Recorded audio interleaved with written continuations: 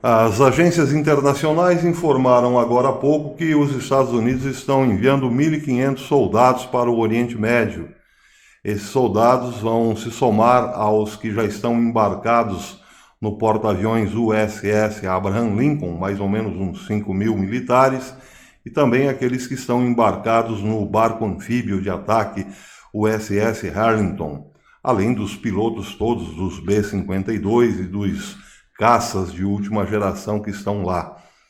Sem falar que há lá também um número bastante considerável de mísseis Patriot.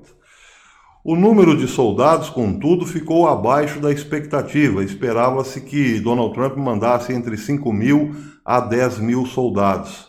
Ele justifica que é um número pequeno em relação às expectativas com a seguinte frase: trata-se de uma proteção. Esse envio de tropas é para fins de proteção.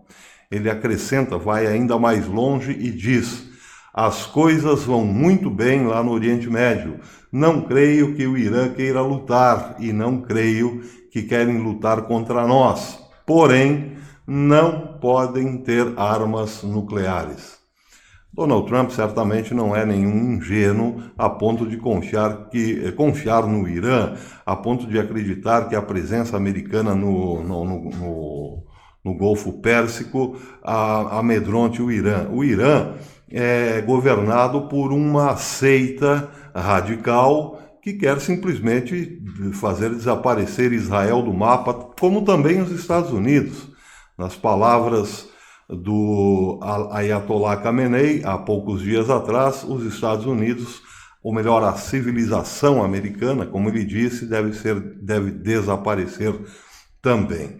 Acontece que Trump não dará o primeiro tiro. Esses 1.500 soldados que ele está enviando agora significam que os Estados Unidos está ainda dando uma chance, pelo menos no plano estético, vamos dizer. Contudo, não são soldados amadores, não são meninos de pouca experiência. Trump disse: vamos enviar um número de tropas relativamente pequeno, porém com gente de muito talento.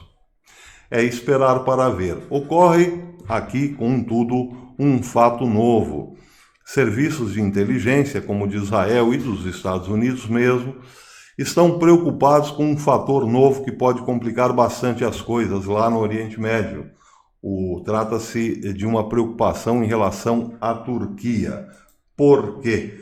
Porque a Turquia, como uma matéria explica bem aqui, a matéria que saiu hoje no Intel Line News, que é um site russo, diz que a Turquia está simplesmente falida. Pois é, a Turquia tinha pretensões gigantescas de tomar grande parte da Síria, investiu muitíssimo em armamentos para isso, tinha a pretensão também de eliminar os curdos e, não é de duvidar, lançava olhares sobre a Europa, como lançou no passado olhares sobre a ilha de Chipre. A Turquia tinha grandes pretensões e suas pretensões transformaram-se em dívidas gigantescas. O país está falido porque deve muito lá fora e dentro também. Sem falar que o partido do ditador Erdogan perdeu nas últimas eleições municipais as duas principais e maiores cidades da Turquia. A situação é bastante tensa para Erdogan porque ele está enfrentando uma oposição muito forte no seu país. Ele tem controlado a oposição, os dissidentes, com censura bastante violenta, com repressão violenta. Mas uma hora a coisa pode explodir. E ditador que é ditador procura prevenir-se bastante antes. E isso é que tem preocupado as agências, ou melhor, os centros de inteligências, tanto de Israel quanto dos Estados Unidos. Eles bem sabem que ditadores gostam muito do caos quando se vê em perigo. Ditador aposta sempre no caos, como é o caso aqui da Venezuela, o caso de Maduro. Pode ser também que Erdogan esteja pensando nisso. E daí a provocar um ataque de falsa bandeira na região, para tornar aquilo de fato um barril de pólvoras? Não. De repente pode não custar muito. Não seria muito difícil hoje provocar o caos lá na região. É preciso sim, então, ficar com um olho na Turquia. É o que fazem os russos também, evidentemente, porque têm interesses em negociar o seu sistema de defesa S-400 para a Turquia, israelenses e americanos, obviamente.